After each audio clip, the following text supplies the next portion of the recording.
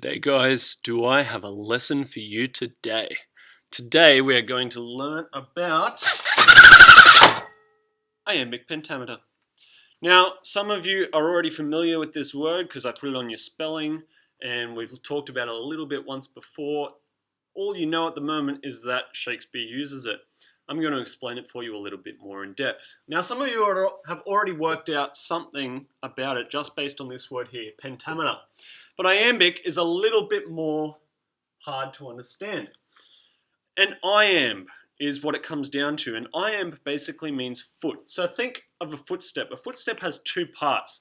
So when you hear footsteps, you hear da-dum, da-dum, da-dum, da-dum, da-dum, da-dum. Two parts, with the emphasis being on the second part, da-dum, da-dum, da-dum. So that's what this iamb bit means, foot. And then we've got pentameter, which some of you already know. Penta, think pentagon, a five-sided shape. So penta means five. And then meter. Now this isn't meter as in 100 centimeters because that's M-E-T-R-E. Meter, M-E-T-E-R, is actually referring to like the beat. So in music you might talk about the meter. In this case it's talking about the beat. So if there's a fast song, it might have a fast meter. If it's a slower song, it'll have a slower meter. It's all talking about the beat. So what we get from iambic pentameter is a foot, five, and beat. What iambic pentameter is a 10-beat line because the footstep equals 2 beats. And then we've got pentameter. So it's probably easier if I explain it to you with some examples. This is the opening lines of Romeo and Juliet. Two households both alike in dignity, in fair Verona where we lay our scene. Now you'll notice I put dots and dashes here. These dots and dashes, they actually indicate what part of the beat is what. So I've got a dot and a dash, da-dum, da-dum, da-dum. So if we were to read it like that, we'd say two households both alike in dignity. Okay?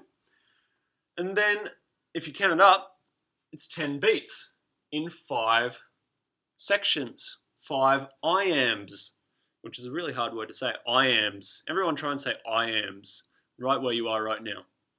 Get any weird looks? No, you should have if you did it properly. Anyway, 5 iambs, which makes 10 beats. Two households both alike in dignity, in fair Verona where we lay our scene. Now, why did Shakespeare do it like this? Well, the reason for that is because it makes it a lot more memorable. You got to remember, in Shakespeare's day, they were putting on 4 or 5 shows all at once, and so the actors had to remember the scripts for 4 or 5 shows, keep it all in their head. The only way to do that is to make it really memorable. And so by using iambic pentameter, it makes it sort of roll off the tongue a little bit more. That's why Shakespeare is actually quite easy to memorize once you get your head around some of the fancy words. Let's do it together. Down here I have an example from Twelfth Night, which we're going to be studying in the rest of this term. O time, thou must untangle this, not I.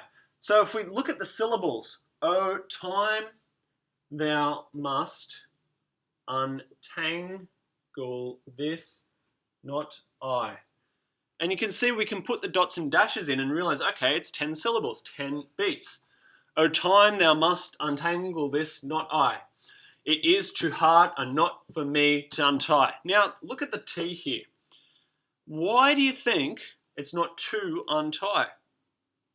Well, that's because to untie is 3 syllables. And if it was 3 syllables, that would make this line here have 11. So what you'll see in a lot of Shakespeare is these half words, because by using it like this, that's sort of how we talk, to untie.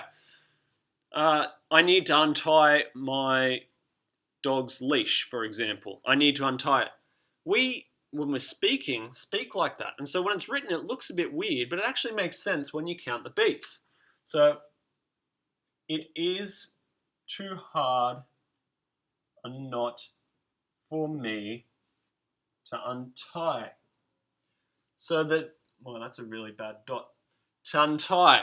It sort of rolls together, to untie, which makes you a little bit tongue-tied as well. Maybe that's why he did it, I don't know.